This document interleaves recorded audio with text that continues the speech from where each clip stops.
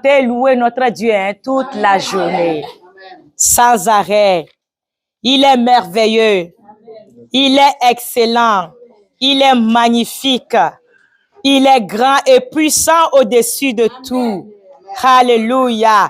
Nul n'est comme notre Dieu, nul ne peut s'égaler à lui. Oh, rasa tabaye seke.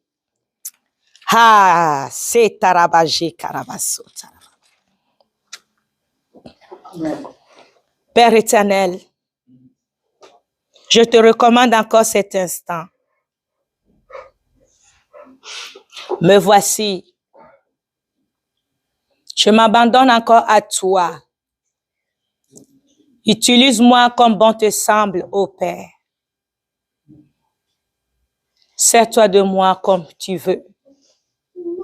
Manifeste ta gloire, manifeste ta puissance, manifeste ta présence, agis au milieu de nous. Qu'aucun de nous ne sorte d'ici sans être touché. Qu'aucun de nous ne sorte d'ici sans être transformé. Qu'aucun de nous ne sorte d'ici sans recevoir quelque chose de toi, ô Père, parce que tu nous amènes de gloire en gloire, Papa. Oh, Racharabrasete. Oh, Racharababasota. Tu es tout ce que nous avons, Père. Tu es tout ce que nous avons, Père. Nous avons besoin de toi et soif de toi. Sherbrooke a besoin de toi, oh bien, Seigneur Jésus. Les nations ont besoin de toi, oh Dieu vivant. Beaucoup de gens gémissent et pleurent, Seigneur. Mais rien ne change autour d'eux, Seigneur. Peux-tu aujourd'hui, ô Père, faire quelque chose de différent encore? Je te prie au nom de Jésus, Père éternel. Éternel des armées, toute la gloire te revient. Tout l'honneur te revient pour des siècles et des siècles. Amen. Kora sarabazeta rabajeria basoko. Rendere bazuta ramaji karabasora. Kori abrasori abrazeri abrazete keribo. Rasha rabasete karabushir. Reshi karabraso karaba. Resuta rabazo karabashir. Koshi karababa. Oh, qu'il est merveilleux, merveilleux d'abandonner le monde et suivre Jésus. Alléluia. Koracha karabo. Du Seigneur Jésus, qu'il est merveilleux, vraiment merveilleux, qu'il est merveilleux, vraiment merveilleux, d'abandonner ce monde, de suivre Jésus, de venir ami du Seigneur Jésus. Il est merveilleux, vraiment merveilleux. Oui, c'est merveilleux, oh merveilleux, d'abandonner ce monde et suivre Jésus, oh devenir ami du Seigneur Jésus, que c'est merveilleux, merveilleux. Oh Seigneur, il n'y a rien de bien, Seigneur, en dehors de toi. Il n'y a rien de merveilleux en dehors de toi. Le fait d'être ton ami, Seigneur, nous avons tout à notre possession. Nous avons tout à notre disposition. Oh Père éternel, quelle grâce tu nous as accordée. Merci encore ce matin. Alléluia. J'ai juste le goût de le louer, de le célébrer. J'ai pas envie de prêcher, mais on n'a pas le choix, on va parler. Alléluia. Gloire à Jésus. Nous avons commencé ce mois, dimanche passé, on a beaucoup parlé de la liberté, hein. Soit tu es esclave ou libre.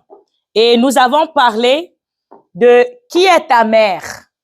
Et j'ai donné l'exemple que notre Seigneur nous a donné le Saint-Esprit comme notre mère sur la terre pour le Saint-Esprit puisse nous conduire. Alléluia. Nous enseigner, nous consoler. Et vous voyez, l'œuvre du Saint-Esprit est vraiment comme l'œuvre d'une mère. Elle est partout. Alléluia. Elle fait tout. Le Saint-Esprit fait le ménage en nous. C'est ce que la plupart des mamans font. Le Saint-Esprit fait le ménage chez nous. Il fait le ménage dans tous les domaines de nos vies pour nous amener de gloire en gloire, là où Dieu nous attend toujours. Alléluia. Et nous avons vu aussi qu'il y a une autre mère, la mère des impudiques. Nous l'avons vu dans l'Apocalypse. La mère des impudiques qui est comment elle s'appelle? La grande Babylone. Alléluia. La grande Babylone qui représente quelque chose de terrible. Aujourd'hui, le titre du message évolue sur Facebook et YouTube. Je l'avais marqué « Libre ou esclave ». Alléluia. Nous sommes libres quand nous nous abandonnons au Saint-Esprit.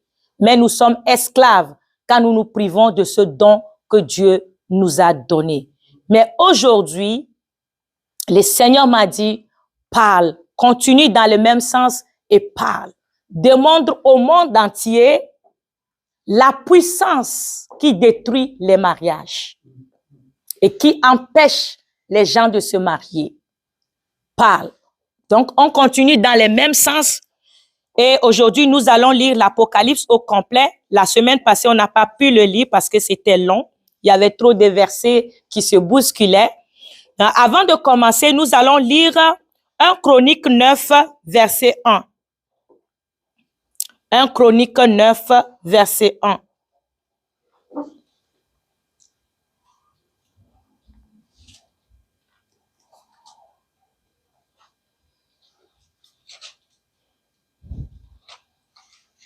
Chronique 9, verset 1.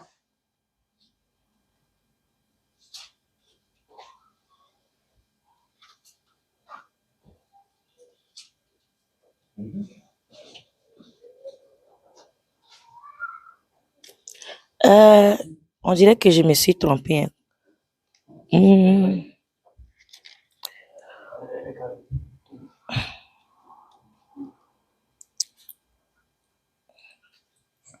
Ou bien c'est Chronique 1, verset 9. Non, c'est une chronique 9, verset.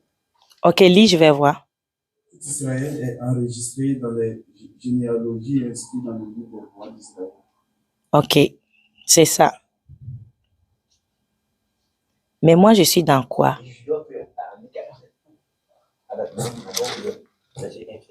Ok, c'est bon. J'étais sur une autre page. Désolé. Tout Israël est enregistré dans la généalogie et inscrit dans les livres des rois d'Israël. Et Judas fut amené captif à Babylone Et Judas fut amené captif à Babylone à cause de ses infidélités. à cause de ses infidélités. Les premiers habitants qui C'est bon, juste un. Merci beaucoup. Nous allons tous répéter ceci. Judas fut amené captif à Babylone à cause de ses infidélités. Bien-aimés, souvent, on se tisse des liens qui ne sont pas les liens de Dieu à cause de notre infidélité. Alléluia. Le Seigneur, lui, il est toujours fidèle envers nous.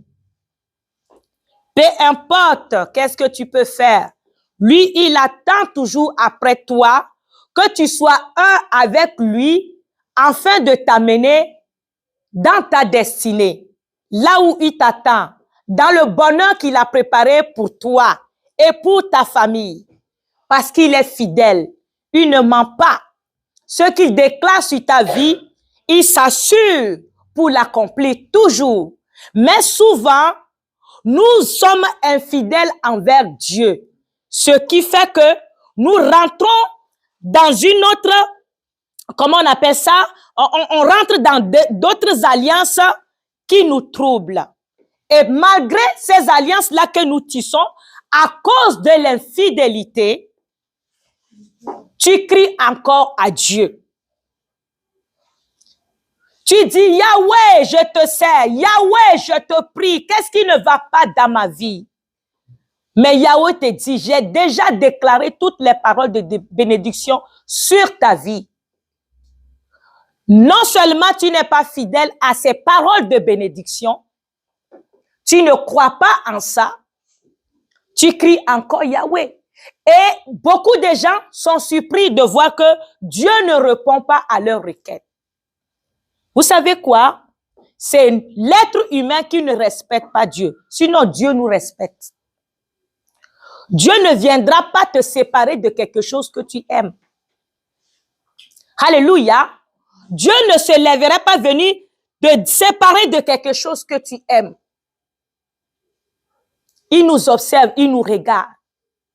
Tout ce que Dieu exauce dans nos prières, c'est sa parole qu'il a déjà déclarée sur nous. Mais si tu ne l'aimes pas, cette parole-là, il ne peut pas faire autre chose. Parce que tu as décidé de lui être infidèle. Alléluia.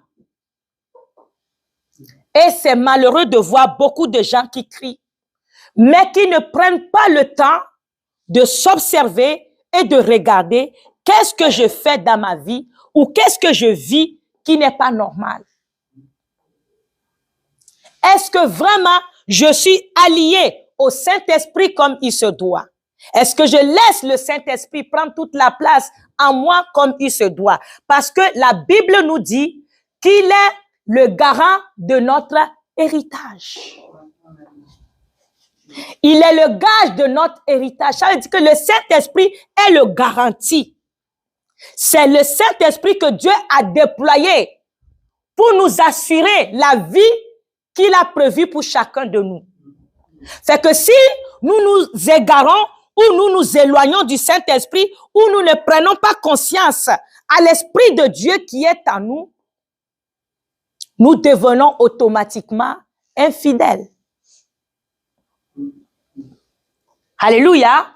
Nous devenons infidèles. Et souvent, nous prions Jésus, Jésus, Jésus. Mais pour dire Saint-Esprit, c'est difficile. Je l'ai vécu à l'époque. Je sais de quoi je parle. Je peux prier, je pouvais prier Dieu. Je pouvais prier Jésus. Mais Saint-Esprit, c'était difficile de le dire. Quand tu vis cela, il faut forcer. Alléluia. Il faut forcer. Crie au Saint-Esprit. Parce que c'est lui qui est avec nous.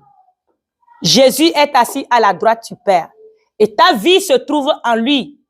Alléluia. Au trône de Dieu. Ta vie se trouve en lui.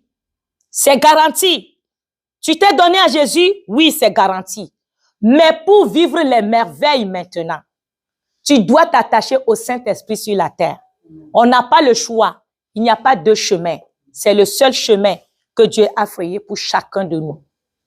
Alléluia. Nous allons relire maintenant Apocalypse qui est notre lecture de base pour cet enseignement. Apocalypse 17. Nous allons le lire au complet.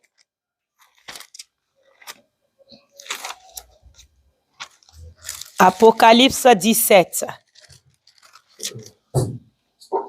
Un des sept anges qui tenait les sept coupes vin. Un des sept anges qui tenait les sept coupes vin. Et il m'adressa la parole Et il m'adressa la parole en disant, viens, je te montrerai le jugement de la grande prostituée, je te montrerai le jugement de la grande prostituée assise sur les grandes eaux. qui est assis sur les grandes eaux. C'est avec elle que les rois de la terre C'est avec elle que les rois de la terre se sont livrés à l'impudicité. se sont livrés à l'impudicité. Et c'est du vin de son impudicité Et c'est du vin de son impudicité que les habitants de la terre se sont enivrés. que les habitants de la terre se sont enivrés. Me transportant en esprit dans un désert Il me transporta en esprit dans un désert. Et je vis une femme assise sur une bête Et j'ai vu une femme assise sur une bête écarlate, pleine de noms de blasphème, plein de noms de blasphème, ayant 7 têtes et 10 cornes. Une petite pause. Quand Jésus-Christ fut baptisé, il est parti dans le désert, alléluia, poussé par le Saint-Esprit. Alléluia. On nous dit que il y avait des bêtes des champs qui étaient là. Bien-aimé, Jésus-Christ a affronté cette bête-là dans le désert pour toi et pour moi. Alléluia. Parce qu'on nous dit ici que l'Esprit lui a transporté en esprit dans un désert. Et dans ce désert, il vit une femme assise sur une bête écarlate. Alléluia. Jésus-Christ l'a affronté pour nous tous. On continue verset 4. Cette femme était vêtue de pourpre et d'écarlate, Cette femme était vêtue de pourpre et d'écarlate, parée d'or, et parée d'or, de pierres précieuses et de perles. de pierres précieuses et de perles. Il tenait dans sa main une coupe d'or, Il tenait dans sa main une coupe d'or, remplie d'abominations et d'impuretés de sa prostitution. Sur son front était écrit son nom, un nom, Sur son front était écrit un nom, un mystère. un mystère. Babylone la grande, Babylone la grande, la mère des impudiques la mère des impudiques et des abominations de la terre. et des abominations de la terre. Bien-aimé, quiconque pratique l'impudicité abandonne le Saint-Esprit et devient la mère, devient le fils ou la fille de cette femme qu'on appelle Babylone la grande, la mère des impudiques. C'est une puissance, hein?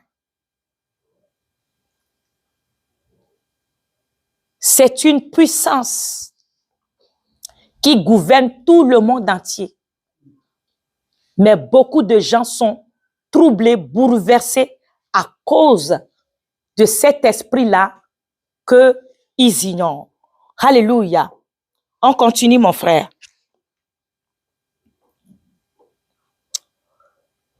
Et je vis cette femme ivre du sang des saints. Et je vis cette femme ivre du sang de qui? Des saints. Des saints. Et du sang des témoins de Jésus. Et du sang des témoins de Jésus.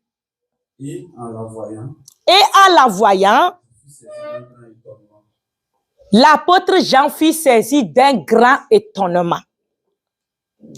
On continue. l'ange me dit, Et l'ange me dit, pourquoi t'étonnes-tu? pourquoi t'étonnes-tu? Je te dirai le mystère de la femme et de la bête qui la porte. Je te dirai les mystères de la femme et de la bête qui les porte. Qui a les 7 têtes et les 10 corps.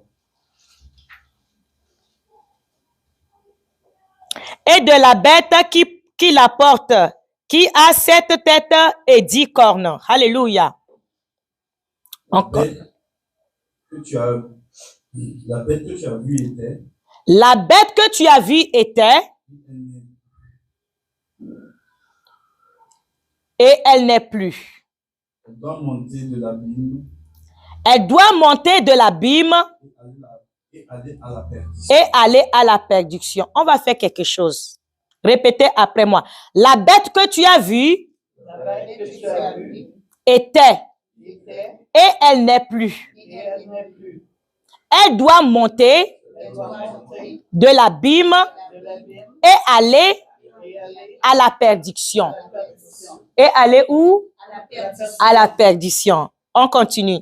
Et les habitants de la terre, Et les habitants de la terre, ceux dont le nom n'a pas été écrit ceux dont le nom n'a pas été écrit dès la fondation du monde dans le livre de vie, dès la fondation du monde dans le livre de vie. S'étonneront en voyant la bête. Ils s'étonneront en voyant la bête. Parce qu'elle était et qu'elle n'est plus et qu'elle réapparaît. Un mystère que vous allez comprendre tantôt. On continue. C'est ici l'intelligence qui a de la sagesse. Les 7 têtes sont 7 montagnes sur laquelle la femme est assise.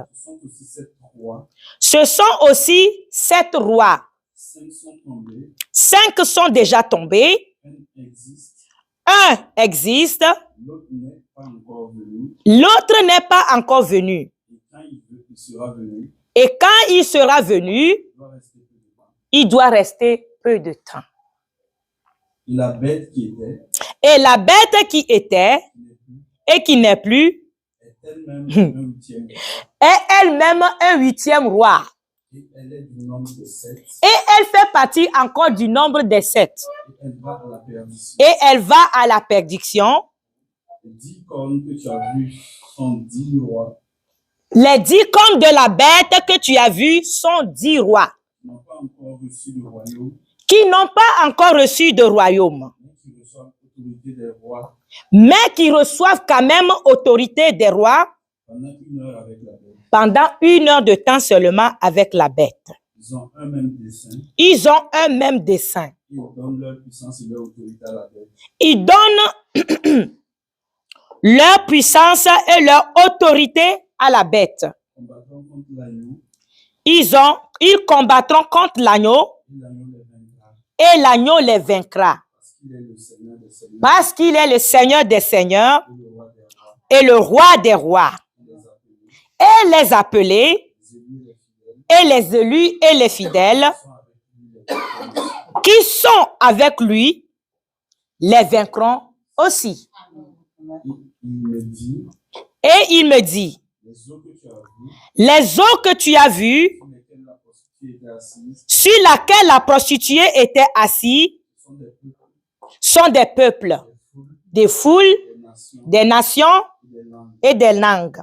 Les 10 cornes que tu as vues, Les 10 cornes que tu as vues et la bête, et la bête haïront la prostituée, la dépouilleront la mettront à nu, et la mettront à nu, mangeront sa chair et la consumeront par le feu.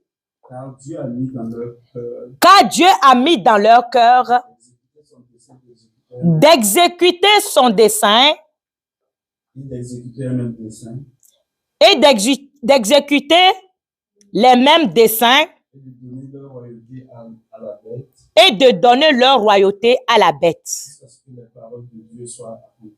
jusqu'à ce que la parole de Dieu soit accomplie. La femme que tu as vue, Et la femme que tu as vue, c'est la grande ville qui a la royauté des rois, sur les rois. c'est la grande ville qui a la royauté sur les rois de la terre. Alléluia. Ce que j'aime ici, c'est le verset 17 où Dieu dit, car Dieu a mis dans leur cœur d'exécuter son dessein et d'exécuter un même dessein jusqu'à ce que les paroles de Dieu soient accomplies. Et c'est quoi ces paroles de Dieu? Nous l'avons vu au début où on dit que la bête s'en va en perdition. Alléluia. Bien-aimés de Dieu, je commence ceci pour vous dire que il n'y a pas un esprit qui est plus puissant que le Saint-Esprit qui est venu habiter en nous. Il n'y a pas un esprit qui peut s'égaler à l'Esprit de Dieu. Il n'y a pas un esprit qui peut le mettre à terre. Il n'y a pas un esprit qui peut même le toucher. La preuve est que Jésus-Christ, rempli du Saint-Esprit, quand il allait dans les synagogues, partout où il allait, des fois même, les esprits impurs fuyaient déjà loin de lui. Il criait. Ce n'est pas encore notre temps de perdition. Que viens-tu chercher? Ne viens pas nous troubler. S'il te plaît, laisse-nous. Les esprits impurs suppliaient notre Seigneur Jésus-Christ de les laisser tranquilles. Je vais vous dire quelque chose. Jésus-Christ n'a jamais tué aucun esprit impur. Depuis, alléluia, Genèse jusqu'à Apocalypse, il n'a pas tué un. Il y a beaucoup d'enfants de Dieu qui jouent avec les esprits.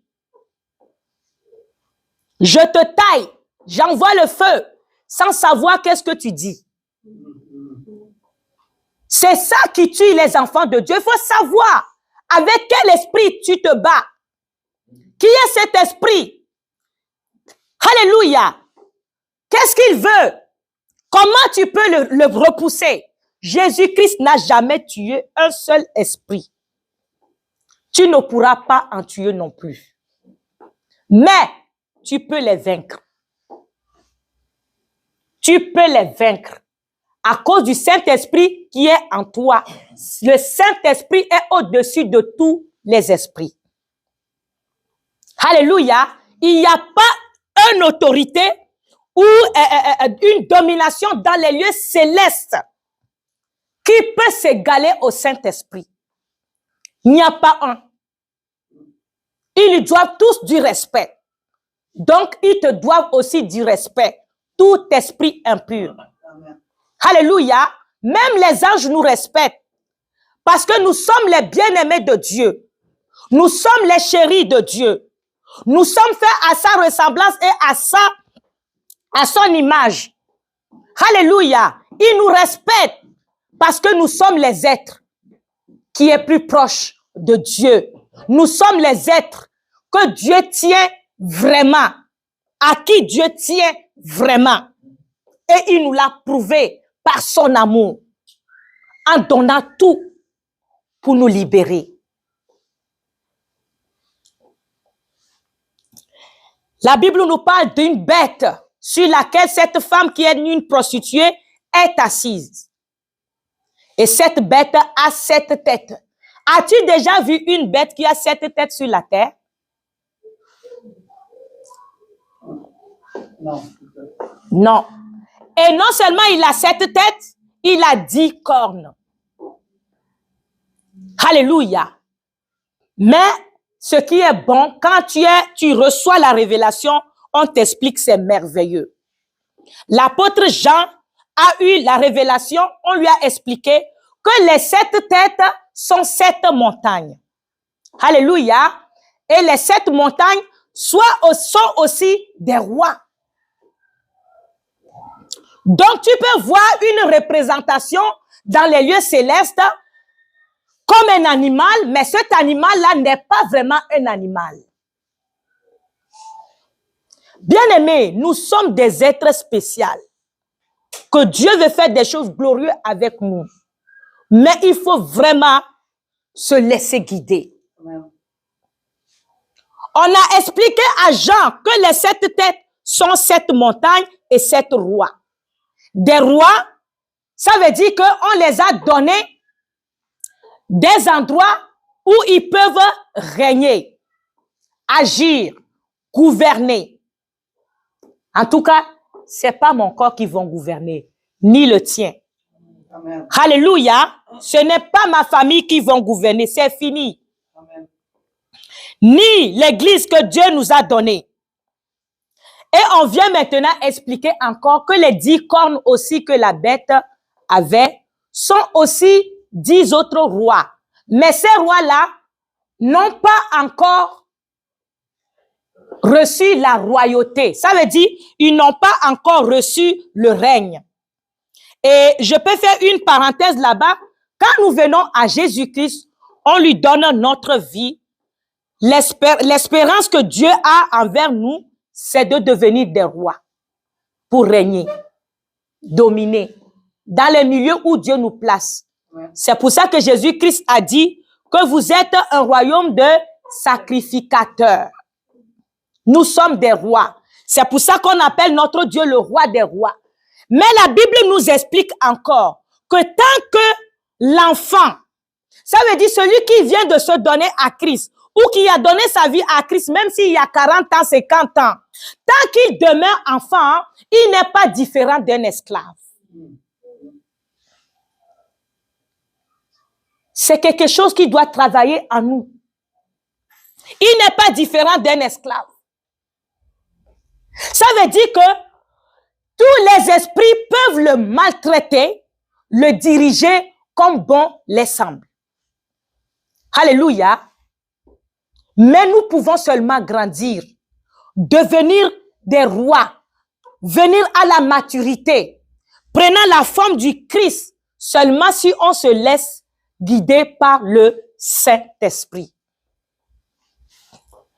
Un enfant qui ne sait pas qu'il est un prince, une princesse du Dieu vivant, va se faire maltraiter.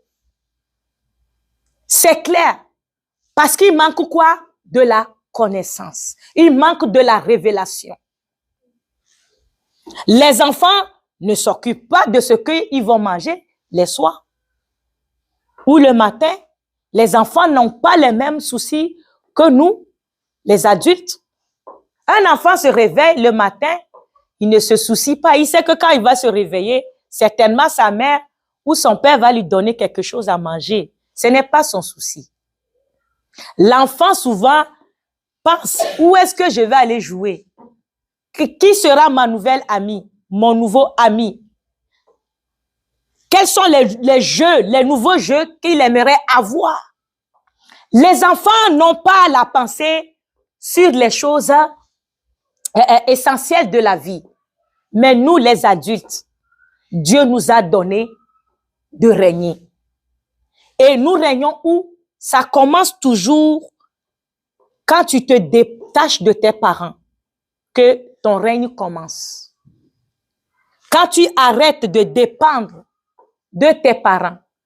Alléluia. De la même manière, spirituellement, ton règne va commencer quand tu vas te détacher de tous ces esprits impurs-là qui te tourmentaient et s'attacher au Saint-Esprit, ton règne commence. C'est ça la vérité. Mais tant que tu ne te détaches pas, il y a certaines choses qui t'empêchent encore de te détacher, alors là, tu ne serais pas différent d'un esclave. C'est la parole de Dieu. Il n'y a pas autre chose à faire en dehors de cela. Bien-aimé, cet esprit-là, la femme non seulement est un esprit, la bête est un esprit, les 7 cornes sont des esprits et les 7 têtes sont aussi des esprits. Alléluia. Et tous ces esprits-là sont des esprits de l'impudicité et des abominations. Dieu m'a dit, c'est ce qui détruit, c'est cet esprit-là qui détruit les familles, les foyers et empêche même les jeunes gens de se marier. Comment il fonctionne? Alléluia. On nous l'a dit clairement que il est assis. Cette femme et la bête-là est assis sur des eaux. Et ces eaux-là sont quoi? Je le lis pour ne pas vous dire des erreurs.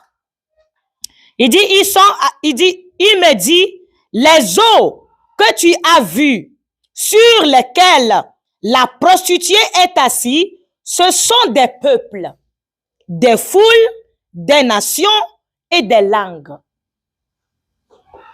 Alléluia. Pourtant, notre Seigneur aussi s'est donné sa vie pour des foules, pour des nations et des peuples.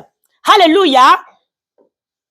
L'impudicité est un péché qu'on commet souvent au niveau de la sexualité.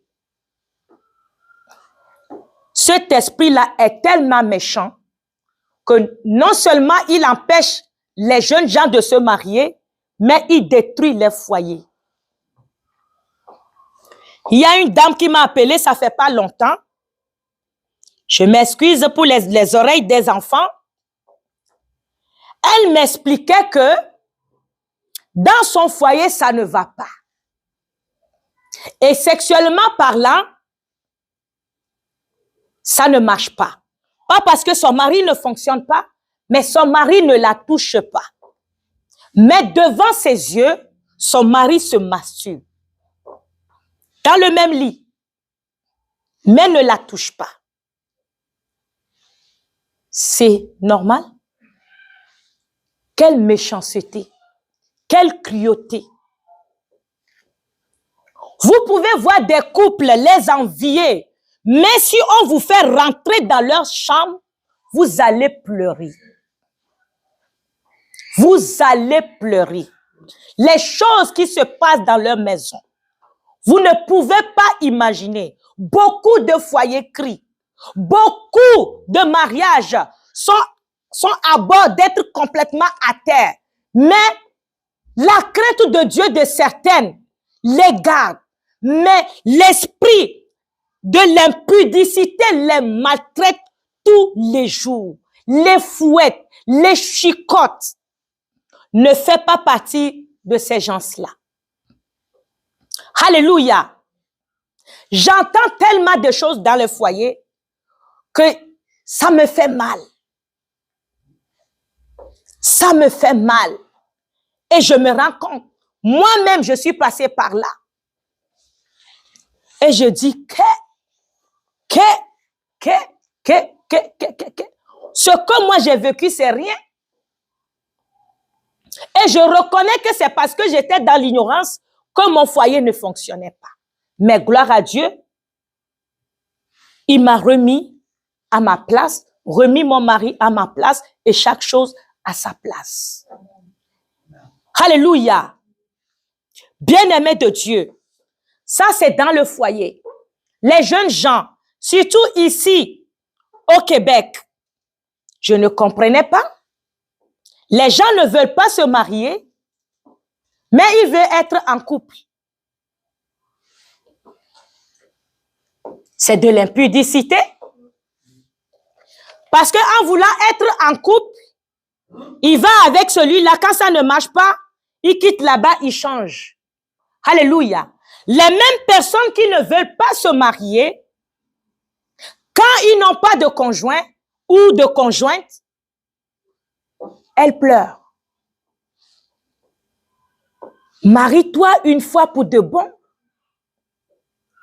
Nous pouvons parler, hein, mais on ne peut pas les juger. Parce qu'il y a une puissance. On a parlé de cette puissance-là qui règne, qui domine les foyers, qui domine les gens, mais les gens sont inconscients de ce qui les guide. Et vous allez voir, chaque pays ou chaque nation, ces esprits-là se manifestent d'une autre façon ailleurs. Mais vous allez voir que c'est les mêmes desseins. Que ça soit ici, en Amérique, que ça soit en Afrique, que ça soit en Europe, que ça soit en Asie, cet esprit-là domine vraiment les nations. Pourquoi? Parce que Dieu a dit, il nous a créés à son image et à sa ressemblance.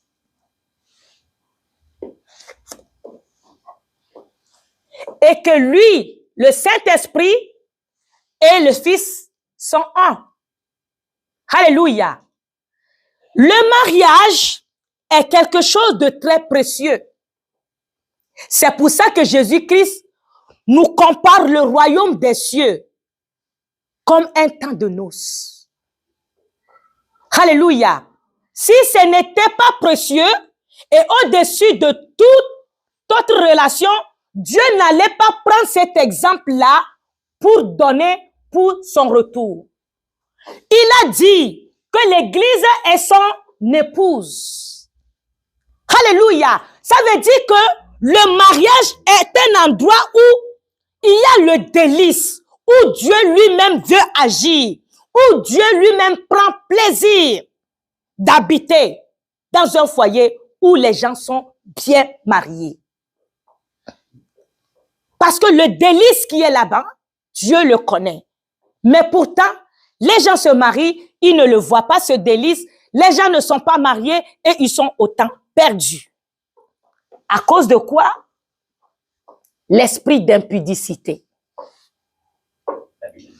Nous ne pouvons pas vivre sans le Saint-Esprit.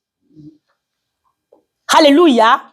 Je le vis, ce délice dans mon foyer. Je le vis. Et j'ai connu l'inverse aussi. Je peux vous témoigner qu'il vaut mieux pour quiconque de se soumettre à la parole de Dieu comme il faut. Alléluia. Pourquoi les gens se marient et ne peuvent pas se toucher et se donnent à l'impudicité gratuitement comme ça? Parce que c'est une puissance. Tu es enfant de Dieu, il faut te lever. Il faut te lever pour faire face à cet esprit-là et il faut se lever pour prendre l'autorité que Dieu t'a donnée. Alléluia. Ce n'est pas facile, hein?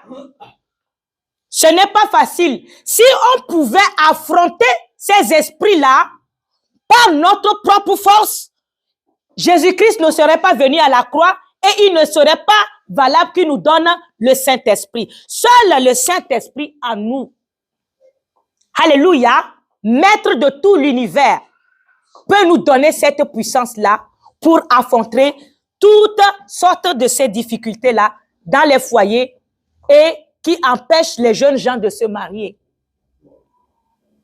Les gens ne veulent même plus entendre parler du mariage.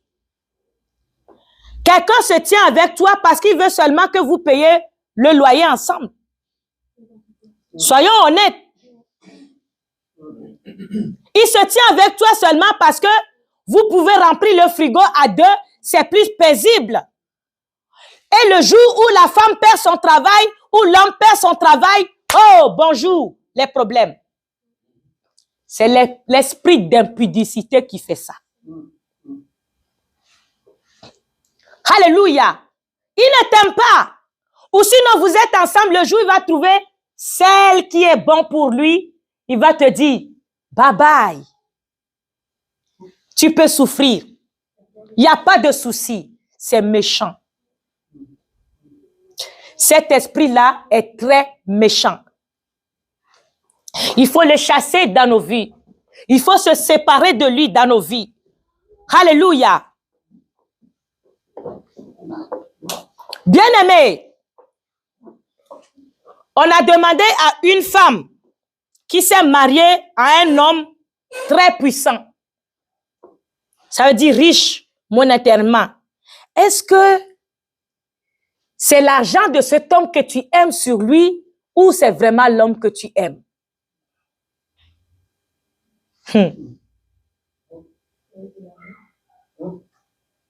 Elle n'a pas pu répondre. La personne qui l'a posé la question la connaissait tellement parce que elle s'est mariée avec cet homme-là en étant très jeune et ils se connaissaient depuis tout leur temps d'enfance. Donc le mariage était facile parce que ils étaient comme des amis. Mais la dame qui est proche d'eux a tellement observé et sait que si un jour il arrive malheur à ce monsieur, la femme ne lèverait pas un seul doigt. Il a demandé, es-tu sûr que tu l'aimes? S'il lui arrive ça, pourras-tu continuer? Alléluia. Pourras-tu accepter de vivre avec cet homme s'il devient handicapé? Pourras-tu accepter de tout abandonner, les luxures que tu mets sur toi tous les jours, tout ce que cet homme-là t'offre, et se plier à quatre devant lui pour le servir? La femme n'a pas pu répondre. J'étais touchée. Ça veut dire que elle sait très bien qu'elle n'aime pas ce monsieur-là à fond. Mais parce qu'il y a l'argent, il y a les biens, elle est là. Bien-aimé, j'avais déjà donné cet exemple. Je peux avoir ta bouteille, s'il te plaît. Nous sommes un avec le Seigneur. Ça, c'est une bouteille, on peut l'utiliser pour l'eau, du jus, des breuvages chauds ou froids. La bouteille est là, son couvercle est là. Le mariage, c'est que le couvercle et la bouteille font un. Ça va avec lui, ça marche. Ça fait pas trop de bruit. Alléluia. Et cette bouteille aussi, c'est une bouteille d'eau, on peut l'utiliser.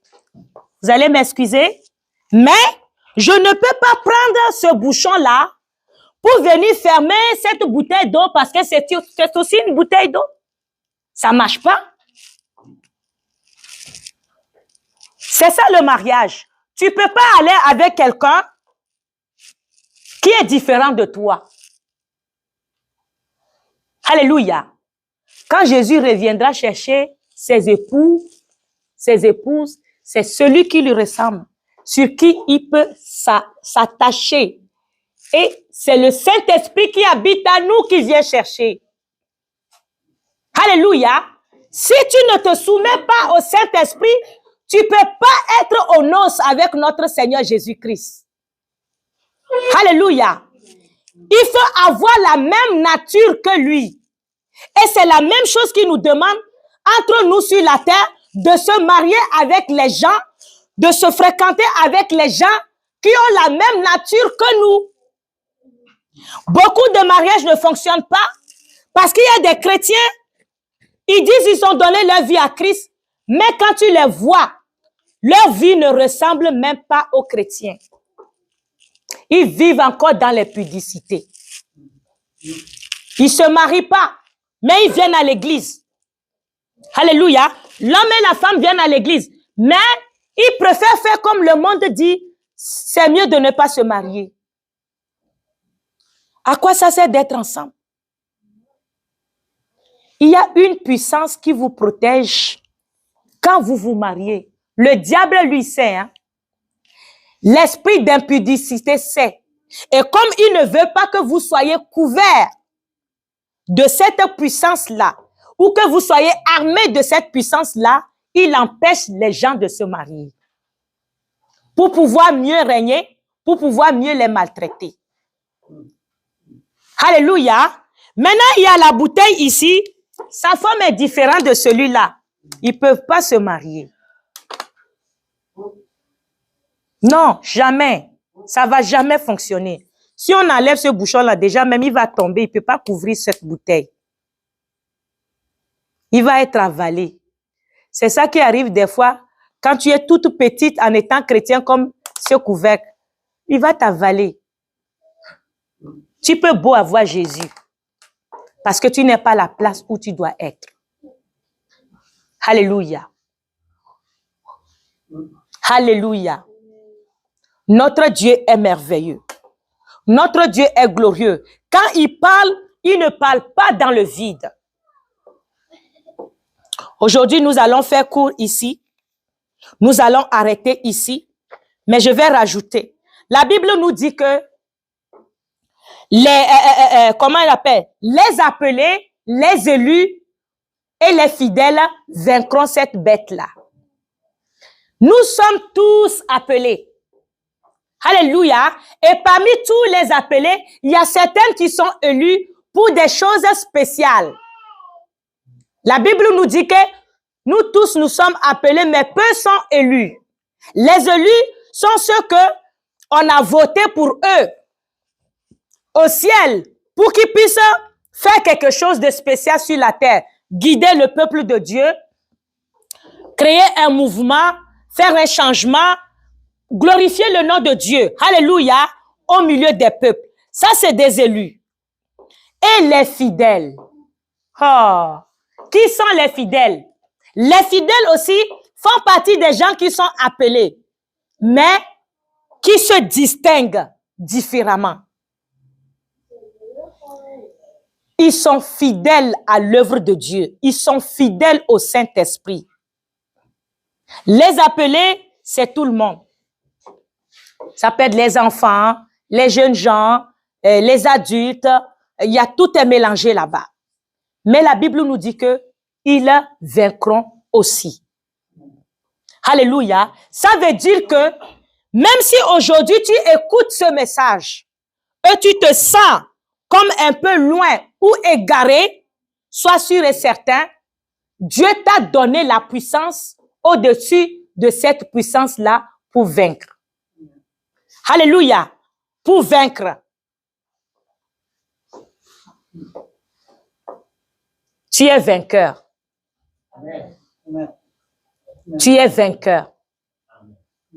Alléluia. Répète, je suis vainqueur.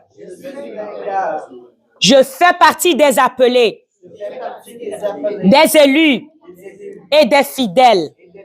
Je vaincrai cet esprit d'impudicité au nom puissant de Jésus-Christ.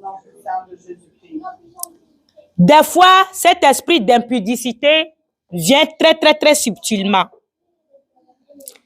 Et la bonne nouvelle aujourd'hui, il faut comprendre qui est cette prostituée. L'image de cette femme-là, c'est qui? J'ai trouvé ça assez bizarre qu'on me dise vers la fin que la bête, les 7 cornes et les 10 cornes ont un même dessein, détruire la prostituée. Elle était assise là-dessus pour régner sur les peuples. Alléluia. Mais comment se fait-il que leur dessein, c'est de détruire la prostituée et de la jeter dans le feu? La Bible nous dit clairement que ils la dépouilleront, ils la mettront à nu et ils déchireront sa chair.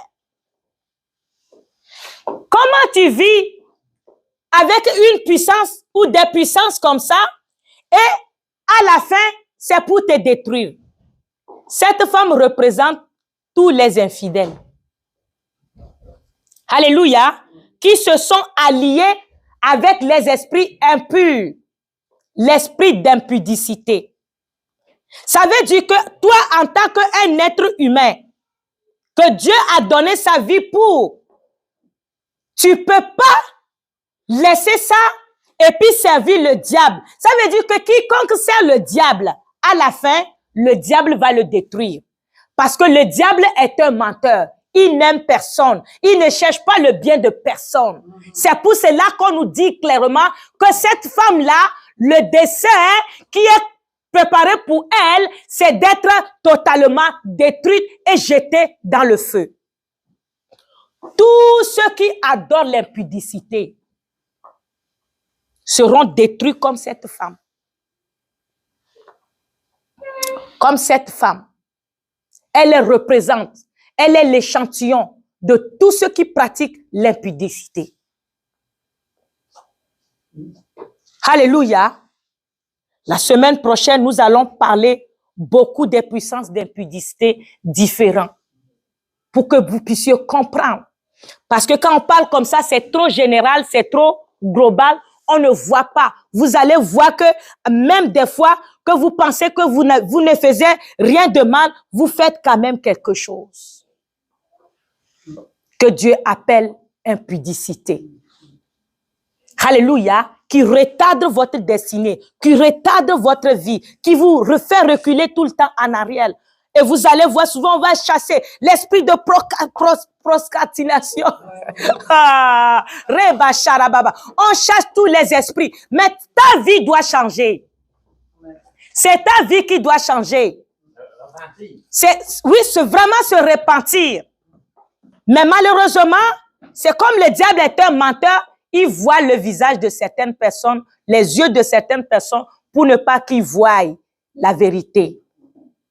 Et par la grâce de Dieu, il nous ouvre les yeux ce mois-ci par rapport à ça, afin que toutes les familles soient heureuses, les couples soient heureux, les jeunes gens soient heureux et marchent selon la volonté de Dieu au nom puissant de Jésus-Christ. Amen. Acclamons la parole de Dieu.